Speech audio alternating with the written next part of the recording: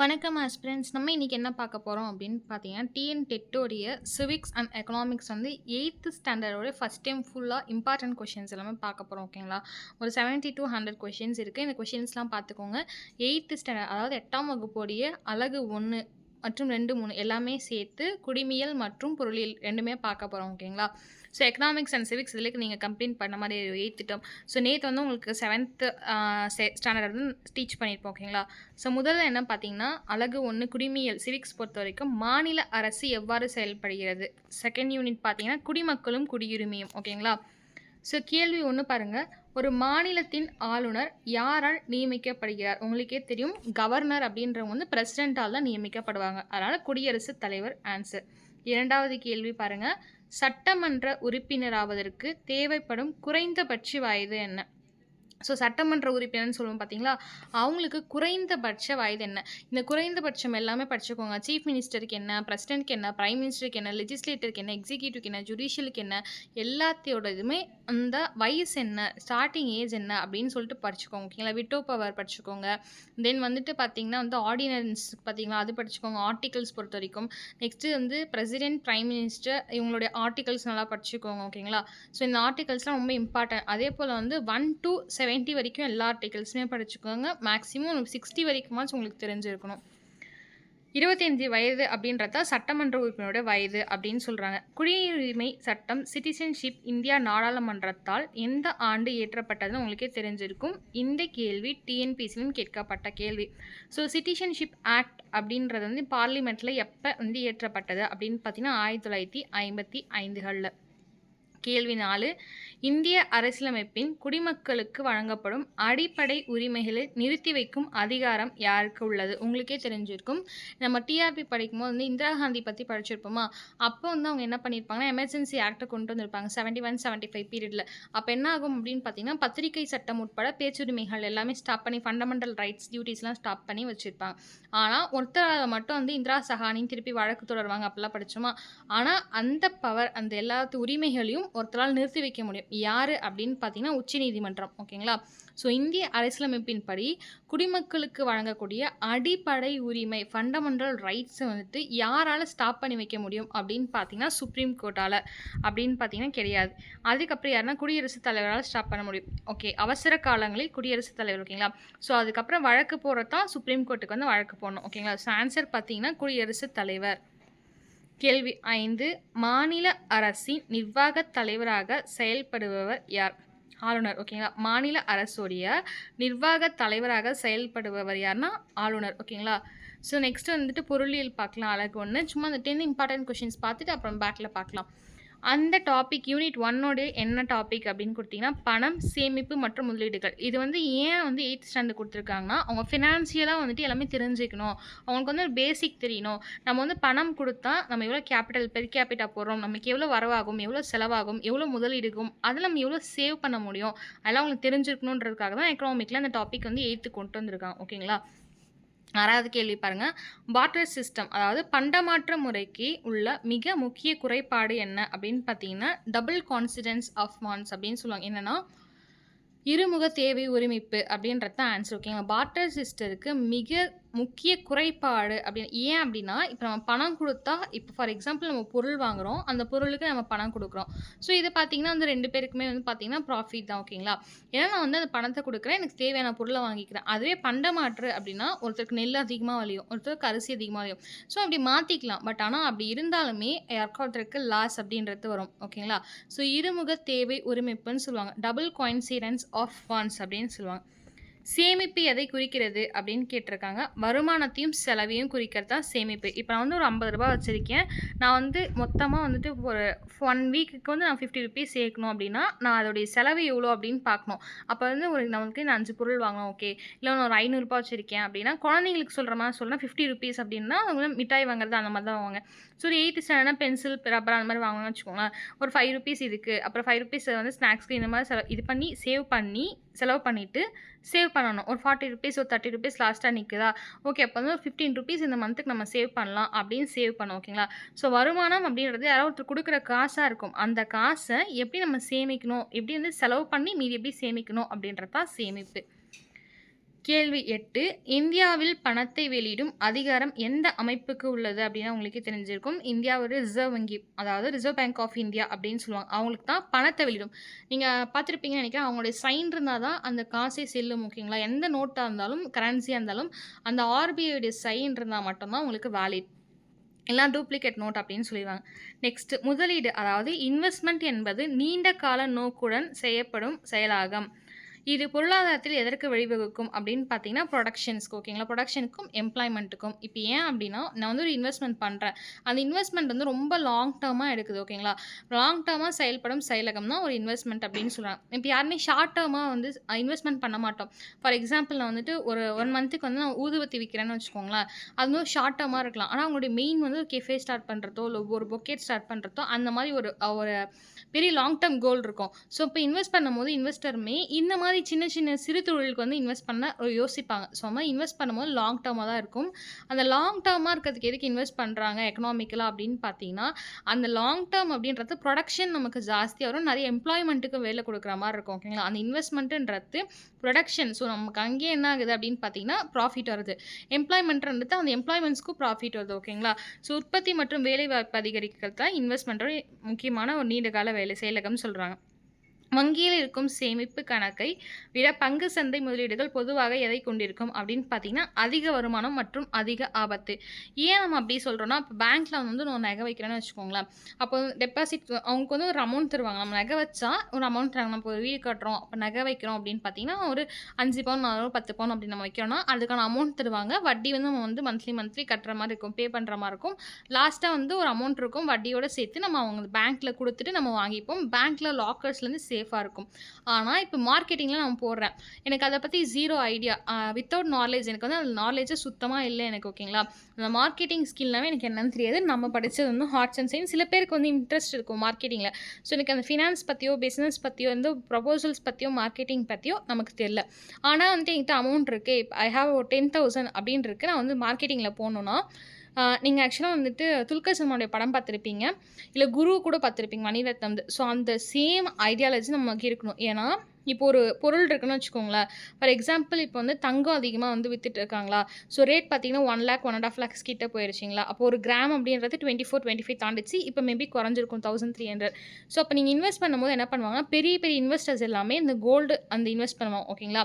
So அப்போ நமக்கு வந்து தெரியாது 10,000 அப்படின்னும் போது நம்ம போயிட்டு ஏதாவது ஒரு சின்ன ஒரு சோப்ஸ் கம்பெனிலோ அந்த மாதிரி சின்ன சின்ன ஒரு ப்ராடக்ட்ஸில் வந்துட்டு நம்ம இன்வெஸ்ட் பண்ணுறோன்னா அது நமக்கு லாஸ் தான் தரும். ஆனால் அதனால தான் சொல்கிறாங்க மார்க்கெட்டிங்கை விட பேங்கிங்கே பெஸ்ட்டு அப்படின்னு சொல்கிறாங்க. ஏன்னா அதிக வருமானம் வந்து தரும் மார்க்கெட்டிங்கில். உங்களுக்கு தெரிஞ்சால், உங்களுக்கு மார்க்கெட்டிங் பண்ண தெரிஞ்சிச்சுன்னா, மார்க்கெட்டிங் சேல்ஸில் உங்களுக்கு அமௌண்ட் போட தெரிஞ்சிச்சுன்னா உங்களுக்கு வருமானம் வரும். இல்லைனா அது ஆபத்து அப்படின்னு சொல்கிறாங்க. ஓகேங்களா? நெக்ஸ்ட்டு ஒரு ஃபுல் கொஷின்ஸ் பார்ப்போம். மாநில அரசு எவ்வாறு செயல்படுகிறது? அவர் state government works in the unit 1. மாநில ஆளுநரை நியமிப்பவர் யார்? ஓகேங்களா? ஓகே, கொஷின்ஸ் பார்ப்போம். நாளைக்கு கண்டினியூ பண்ணிக்கலாம். அதுக்குள்ள ஜியாகிரஃபி வந்து ஃபுல்லாக கம்ப்ளீட் பண்ணி வச்சுருக்கோம். நம்ம ஜியாகிரஃபி கம்ப்ளீட் பண்ணிக்கலாம். ஓகேங்களா? ஸோ ஏன் நான் ஜியாகிரஃபிக்கு வந்தேன்னா அதை விட கொஞ்சம் இம்பார்ட்டன்ட் ஜாஸ்தியாக கொடுக்கணும். ஜியாகிரஃபி பார்க்கலாம். மக்களின் புரட்சி அப்படின்றது யூனிட் 1. ஓகேங்களா? ஸோ பார்க்கும்போது பாளையக்காரர் முறையை தமிழகத்தில் அறிமுகப்படுத்தியவர்னு விஸ்வநாத நாயக்கர். ஓகேங்களா? இது ஹிஸ்ட்ரி, ஜியாகிரஃபி, சிவிக்ஸ், எக்கனாமிக்ஸ் எல்லாமே வரும். ரொம்ப இம்பார்ட்டண்டான கொஷின்ஸ் மட்டும் தான் இருக்கும். ஓகேங்களா? இது வந்து நீங்கள் ஒரு டெஸ்ட் சீரிஸாவோ இல்லை சாம்பிள் டெஸ்ட்டாக கூட யூஸ் பண்ணிக்கோங்க. ஓகேங்களா? முதலில் ஆங்கிலேயரை எதிர்த்து போரிட்ட தென்னிந்திய பாளையக்காரர்னா புலிதேவர் அவர்கள். உங்களுக்கே தெரிஞ்சிருக்கும். வேலூர் கழகம் நடைபெற்ற ஆண்டு 1806. 1857 ஆண்டு புரட்சியின் உடனடி காரணமாக அமைந்தது எது அப்படின்னு பார்த்தீங்கன்னா புதிய என்ஃபீல்ட் துப்பாக்கியின் தோட்டாக்கள் தான். 5வது கொஷின், கலகக்காரர்களின் தலைவர் என முகலாய பேரரசால் அறிவிக்கப்பட்டவர்னா பகதூர் ஷா 2. உங்களுக்கு தெரிஞ்சிருக்கும். ஸோ முகலாயர்களுடைய லாஸ்ட் ஒரு அரசர் யாருன்னா அந்த பகதூர் ஷா 2 அவர்கள் தான். ஸோ கலகக்காரர்கள்னால் கலகம் செய்வோம் பார்த்தீங்கன்னா, வேலூர் கழகமாகட்டும் இல்லை பெருங்கழகமாகட்டும் அவங்கள தான் கலகக்காரர்கள்னு சொல்லுவாங்க. அந்த கலகக்காரரோட தலைவர் யாருன்னா பகதூர் ஷா அப்படின்னு சொல்லிட்டு சொல்கிறாங்க.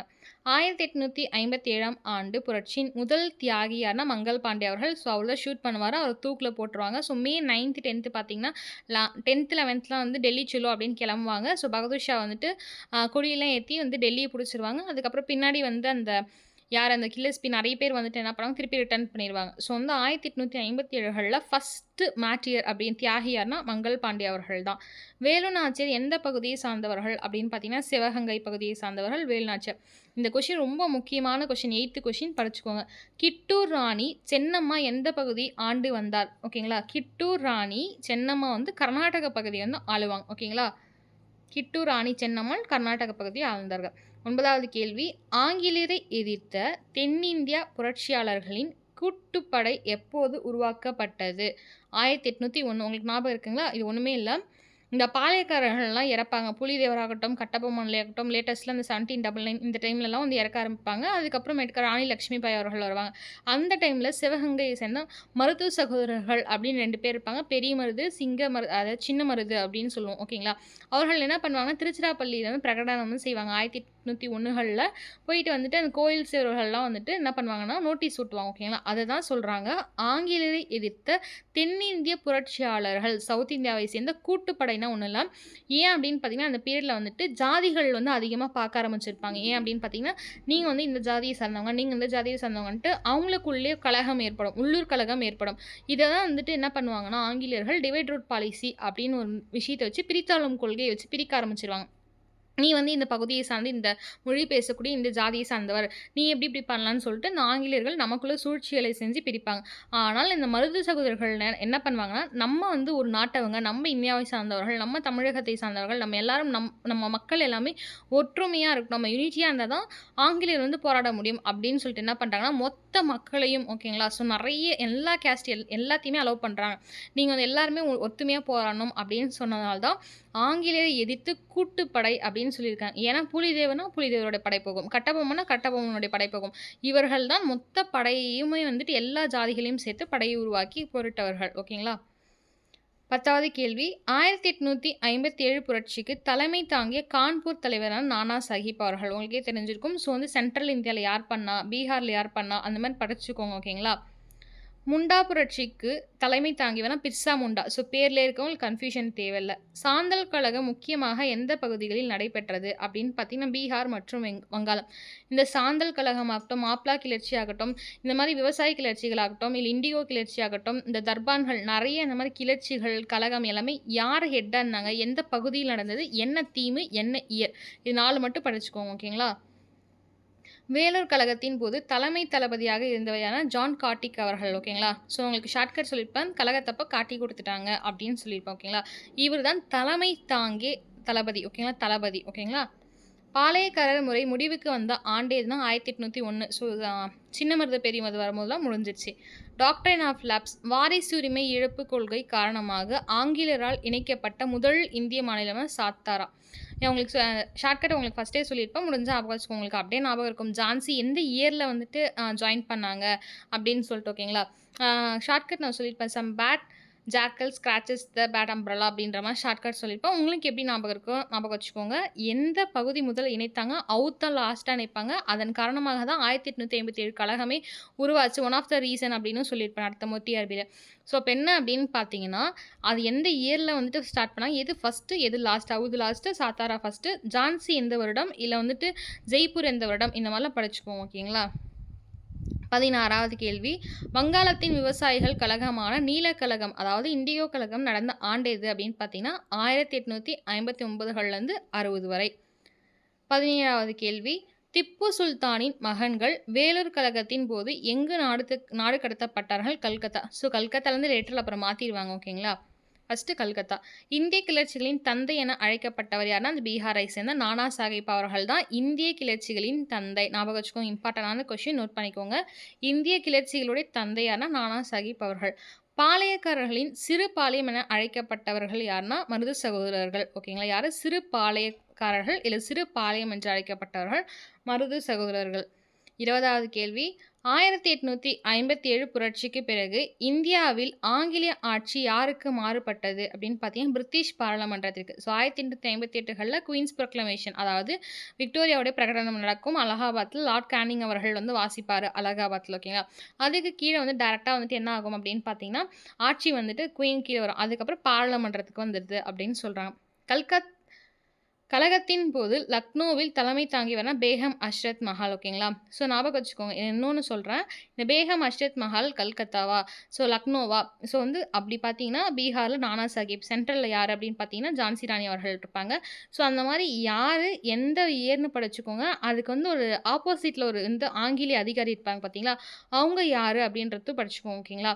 ஸோ இந்த ரோசா புதுரை அந்த மாரிலாம் சில பேர் வருவாங்க. நான் சொல்றது அந்த ரோசா புதுரையில இந்த மாரி சில பேர் வருவாங்க. ஸோ அந்த வந்து யார் ஆப்போசிட்டா வந்துட்டு இவங்களுக்குலாம் வந்து படையெடுத்தாங்கன்னாங்க அப்படின்றத ஞாபகம் வச்சுக்கோங்க. ஸோ பைக்கா கலகம் புதுசா கேள்விப்பட்டிருப்பீங்க. பைக்கா ரிபிலியன் எங்க நடந்ததுன்னா, ஒடிசா. ஓகேங்களா? பைய தூக்கிட்டு ஓடிட்டாங்கன்னு ஞாபகம் வச்சுக்கோங்க. 23வது கேள்வி. வேலூர் கழகம் தோல்வியடைய முக்கிய காரணம் என்ன அப்படின்னு பார்த்தீங்கன்னா, சரியான திட்டமிடல் இல்லாமை. கட்டபொம்மன் தூக்கிலிடப்பட்ட இடம் எது அப்படின்னு பார்த்தீங்கன்னா, கயத்தாறு. ஸோ கயித்துல வந்து தூக்கிலிடப்பட்டாங்கன்னு ஞாபகம் வச்சுக்கோங்க. 25வது கேள்வி. வங்காளத்தில் முதல் கவர்னர் ஜெனரல் யார்? இந்தியாவை ஆண்ட பிரிட்டிஷ் நிர்வாகத்தின் முக்கிய தலைவர்னா வாரன் ஹேஸ்டிங் அவர்கள். உங்களுக்கே தெரிஞ்சிருக்கும். இவர் தான் வந்து அபாலிஷன் பண்ணுவார் இரட்டை ஆட்சியை ராபர்ட் கிளைவ் போட்டது. ஸோ வந்து ஹிஸ்ட்ரியோடைய ஃபர்ஸ்ட் டேர்மில் 25 இம்பார்ட்டன்ட் கொஷின்ஸ் முடிஞ்சிச்சு. நம்ம எக்கனாமிக்ஸ் அண்ட் சிவிக்ஸும் வந்துட்டு 10 கொஷின்ஸ் மட்டும் பார்த்துருக்கோம். நாளைக்கு கண்டினியூ பண்ணலாம். ஜியாகிரஃபி இன்னைக்கு பார்க்கலாம். ஓகேங்களா? ரொம்ப இம்பார்ட்டன் ஆனது. அழகு 2 பாருங்கள். பாறை மற்றும் மண். ஓகேங்களா? ராக் மற்றும் சாந்து புவியியல் பொறுத்த வரைக்கும். புவியின் உட்பகுதியிலிருந்து வெளிவரும் உருகிய பாறை குழம்பு எவ்வாறு அழைக்கப்படுகிறதுனா மாக்மா. நீங்கள் நல்லா படிச்சுக்கோங்க. ஜியாகிரஃபியில் நம்ம ரொம்ப கன்ஃபியூஷன் ஆகிற பகுதி இருக்கும். எக்கனாமிக்ஸோ சிவிக்ஸோ எக்கனாமிக்ஸ் லைட்டாக கன்ஃபியூஷன் ஆகும். இந்த சேமிப்பு பெர் கேபிட்டா இது எப்படி வந்து வருமானம் வந்துச்சு அந்த மாதிரி சில ஃபார்முலாஸ் 1 2 இருக்கும். சிலது மட்டும் கன்ஃபியூஷன் ஆகும். சிவிக்ஸ் பெருசாக கன்ஃபியூஸ் ஆகாது. பாலிட்டி பொறுத்த வரைக்கும். ஹிஸ்ட்ரி சுத்தமாக நம்ம கன்ஃபியூஸ் ஆகாது. இந்த கன்ஃபியூஷன் ஆகிற பகுதி எது அப்படின்னு பார்த்தீங்கன்னா, நம்ம தமிழ் இங்கிலீஷ்லாம் நீங்கள் படிச்சிங்க அப்படின்னா இந்த ஜியாகிரஃபியில் தான் கன்ஃபியூஸ் ஆகும். பிகாஸ் ஒரே டேர்ம்லே இருக்கும் ஜியாகிரஃபி பொறுத்த வரைக்கும். ஆனால் நல்லா தெளிவாக படிக்க போகக்கூடிய ஒரு பகுதி எது அப்படின்னு பார்த்தீங்கன்னா ஜியாகிரஃபி தான். ஓகேங்களா? புவியின் உட்பகுதியில் இருந்து வெளிவரும் உருகிய பாறை குழம்பு, இந்த வால்கனோன்னு சொல்லுவோம் பார்த்தீங்களா, எரிமலை குழம்பு இருக்குல்ல, அந்த மாதிரி பாறை குழம்பு எவ்வாறு அழைக்கப்படும்னா மாக்மா. ஓகேங்களா? எனது மாக்மா. பின்வரும் பாறைகளில் முதன்மை பாறைகள், அதாவது பிரைமரி ராக்ஸ் என்று அழைக்கப்படுவது தீப்பாறைகள். ஃபர்ஸ்ட் என்னது? தீப்பாறைகள் தான் பிரைமரி ராக்ஸ்ன்னு சொல்லுவோம். அதே போல் பாறைகள்லேருந்து ஒரு குழம்பு பேர் மாக்மா அப்படின்னு சொல்லுவோம். களிமண் பாறைகள் உருமாற்றம் அடைந்து உருவாவது எதுனா ஸ்லேட். ஸோ களிமண்லேருந்து என்ன பண்ணுவோம்? ஸ்லேட் தான் தயாரிப்பாங்க. ஓகேங்களா? அப்படி ஞாபகம் வச்சுக்கோங்க. 4வது கேள்வி. புவி மேற்பரப்பில் காணப்படும் மிக பழமையான பாறைகள் எவையும் தீப்பாறைகள். ஸோ அதனால தான் இது வந்து பிரைமரி பாறைகள் அப்படின்னு சொல்கிறோம். அதனால் புவியோடைய பழைய மேற்பரப்பு இருக்குது பார்த்தீங்களா, அதில் காணக்கூட மிக பழமையான. ஸோ ஒரு எக்ஸாம்பிள் சொல்லணும் அப்படின்னு பார்த்தீங்கன்னா, திருவண்ணாமலை எடுத்துக்கோங்களேன். அந்த மலை வந்துட்டு எரிமலையாக இருந்திருக்கும். லேட்டர் காலத்தில் பல ஆயிரக்கணக்கான வருஷத்துக்கு அப்புறம் நார்மலாக வந்து ஒரு மலையாக மாறியிருக்கும். அந்த மாதிரி இது மேற்பரப்பில் வந்து அவ்வளோ மிக பழமையான பாறைகள் அப்படின்னமோ தீப்பாறைகள் அப்படின்னு சொல்லலாம். 5வது கேள்வி. ஃபாசில்ஸ்ன்னு சொல்லுவோம் பார்த்தீங்களா, உயிரின படிமங்கள் பொதுவாக காணப்படும் பாறைகள் எதுனா படிமங்கள்னு கொடுத்துட்டாங்க. அப்போ என்னது? படிவு பாறைகள் தான். ஏன்னா தீப்பாறைகள் பொறுத்த வரைக்கும் எரி குழம்பு வரும். உருமாறிய பாறைகள்லாம் வந்து ஒன்றுமே இல்லை, ராக்ஸ் வந்து நம்ம கட் பண்ணும்போது ஷேப்ஸ் மாறாது. ஓகேங்களா? மென்மையான பாறைகள்லாம் சாஃப்டாக இருக்கிறது. பாறை கோலத்தில் மண்ணின் உருவாக்கத்திற்கு மிக முக்கியமான காரணி எதுனா தாய்ப்பாறை. ஸோ வந்து 6வது கேள்வி பாருங்கள், எவ்வளோ அழகாக இருக்குது. பாறை கோலம் இருக்குது பார்த்தீங்களா? பாறை கோலம்னா இப்போ வந்து ஒரு பாறை இருக்குன்னா அந்த ஒரு ஷேப் இருக்குன்னு வச்சுக்கோங்களேன். அது வந்து என்னென்னா மண்ணால் தான் உருவாகும் பாறைகள். ஓகேங்களா? ஸோ உடைச்சாலும் நமக்கு மண் தான் வரும். அந்த மாதிரி மண்ணுக்கல் அந்த உருவாக்கத்துடைய மிக முக்கியமான ஒரு காரணி எதுனா தாய்ப்பாறை அப்படின்னு சொல்கிறாங்க.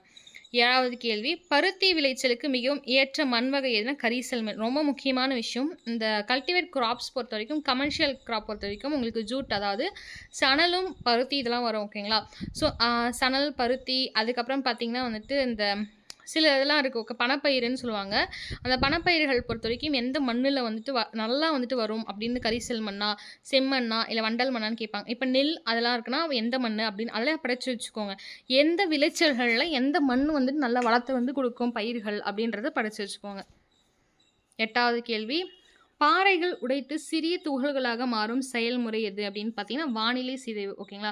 ஸோ பாறைகளை உடைச்சி சின்ன சின்ன ஆட்டம்ஸ் இல்லை மாலிகுல்ஸ் துகள்களாக வருது அப்படின்னு பார்த்தீங்கன்னா வந்து வானிலை சிதைவுன்னு சொல்லுவாங்க. மண்ணின் மேலடுக்கை வந்து எப்படி சொல்லுவோம்னா ஏஅரிசான். இதே கூட ஒரு கேள்வியாக கேட்கலாம். மண்ணுடைய மேலடுக்கை எப்படி சொல்லுவோம்னா ஏஅரிசான்னு சொல்லுவோம். ஓகேங்களா? எவ்வாறு அழைக்கப்படுகிறதுனா மேற்மண். உங்களுக்கு பெருசாக டிஃப்ரென்ஸ் இருக்காது, உங்களுக்கு தெரிஞ்சிருக்கும். 10வது கேள்வி. இந்தியாவில் அதிக பரப்பளவில் காணப்படும் மிக வளமான மண் வகை எது அப்படின்னு பார்த்தீங்கன்னா வண்டல் மண். ஸோ பாருங்க மிக வண்டல் மண் அப்படின்னும் போது ரொம்ப ரொம்ப ரொம்ப இம்பார்ட்டன்ட் மண் ஓகேங்களா. So alluvial soil, red soil, black soil, மற்ற எல்லா சாயில்ஸுமே ரொம்ப ரொம்ப இம்பார்ட்டண்டான சாயில். இந்தியாவை பொறுத்த வரைக்கும் அதிகமாக இருக்கிறது எது, பரப்பளவில் ரொம்ப வளமானது எது அப்படின்னு பார்த்தீங்கன்னா இந்த வண்டல் மண் தான். செம்மண் சிவப்பாக காணப்படுவதற்கு காரணம் என்ன? ரொம்ப முக்கியமான கொஷின். இந்த கேள்வி ஆல்ரெடி டிஎன்பிஎஸ்சிலும் கேட்கப்பட்டிருக்கு. செம்மண் ரெட் சாயில் இருக்குது பார்த்தீங்களா, அது ஏன் சிவப்பு கலரில் இருக்குன்னா இரும்பு ஆக்சைடு வந்து அதிகமாக ப்ரெசென்ட் ஆகிருக்கிறதுனால தான் சிவப்பு கலரில் இருக்கும். 12வது கேள்வி. வெப்பம் மற்றும் அழுத்தத்தின் காரணமாக தீப்பாறைகள் மற்றும் படிவுப்பாறைகளின் அமைப்பு மாற்றமடைந்து உருவாகும் பாறைகள் எவ்வாறு? ஸோ உருமாறின்னு சொல்லுவோம், உருமாறியே அப்படின்னு சொல்லுவோம். ஏன்னா தீப்பாறைகள் அப்படின்னும் போது மிக பழமை. ஸோ அது வந்து லேட்டர் டேஸில் வந்துட்டு நார்மலாக ஒரு பாறையாக மாறிடும்னு சொல்லியிருக்கேன்னா, அந்த நார்மலாக பாறை அந்த பாறையும் படிவ பாறையும் வந்துட்டு எப்படின்னா உருவாகுனா உருமாறிய பாறைகள் அப்படின்னு சொல்லுவாங்க. மண்ணில் உள்ள மக்கி போன தாவர மற்றும் விலங்கு எச்சங்கள் எவ்வாறு அழைக்கப்படுகின்றன அப்படின்னு பார்த்தீங்கன்னா ஹியூம்ஸ் அப்படின்னு சொல்லுவாங்க. ஓகே, மக்கிய இலைகள்னு சொல்லுவாங்க. மேபி மக்கிய இலைகள் ஆப்ஷன் இல்லைன்னா ஹியூம்ஸ் அப்படின்னு கொடுத்துருந்தா ஹியூம்ஸ் போட்டுக்கோங்க ஓகேங்களா. எனது மண்ணில் இருக்கக்கூடிய மக்கி போன ஓகேங்களா, மக்கி போன தாவரமாகட்டும் விலங்குடைய எச்சங்களாகட்டும் ஹியூம்ஸ் அப்படின்னு சொல்லுவாங்க. 14வது கேள்வி. நிலக்கரி, பெட்ரோலியம் போன்ற இயற்கை வளங்கள் காணப்படும் பாறைகள் படிவு பாறைகள்.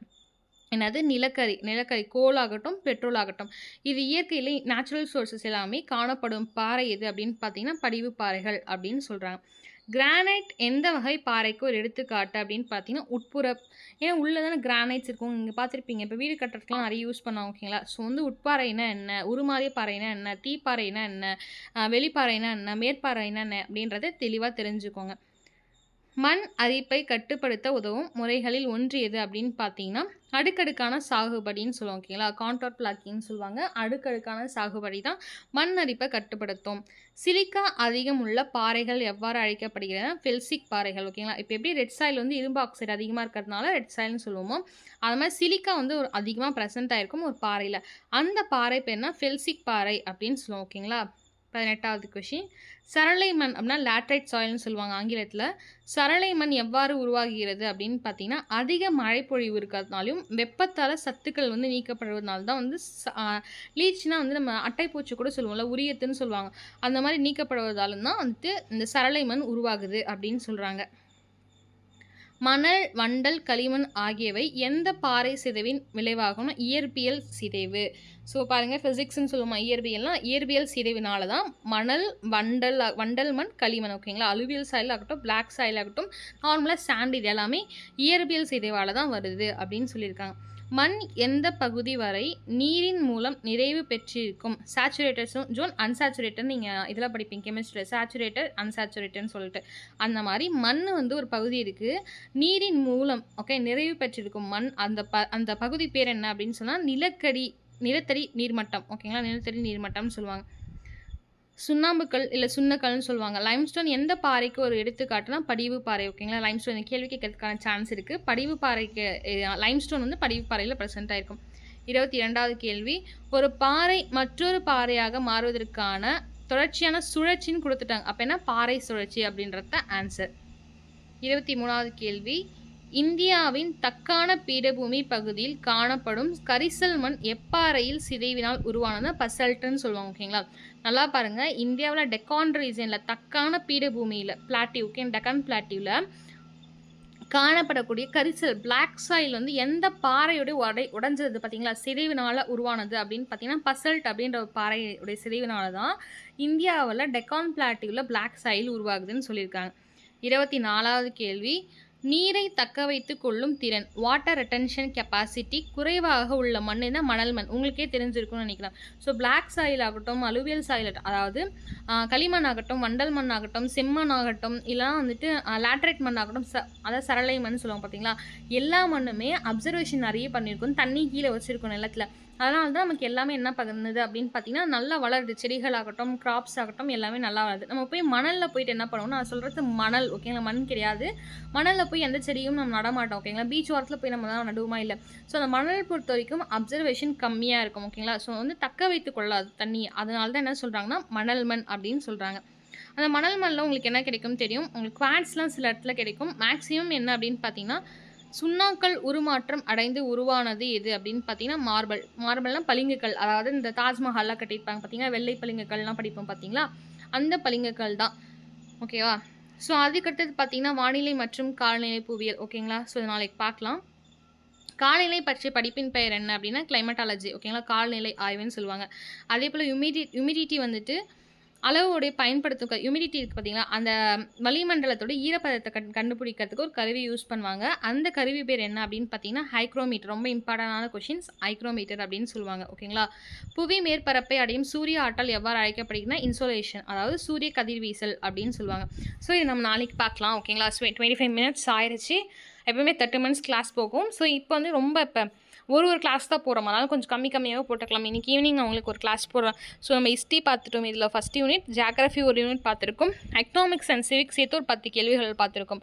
மொத்தமாக பார்த்தீங்கன்னா ஒரு 70 to 75 கேள்விகள் பார்த்துருக்கோம். மிக மிக மிக இம்பார்ட்டண்டான கேள்வி. ஓகேங்களா?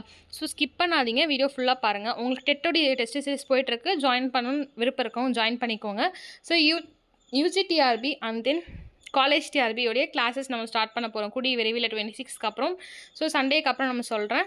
ஸோ எப்போ ஸ்டார்ட் பண்ணுவோம் அப்படின்ட்டு ஜாயின் பண்ண விருப்பம் இருக்கவங்க 8940787647 நம்பருக்கு மெசேஜ் பண்ணுங்கள். டீமும் நாங்களும் மெசேஜ் பண்ணுவோம். ஓகேங்களா?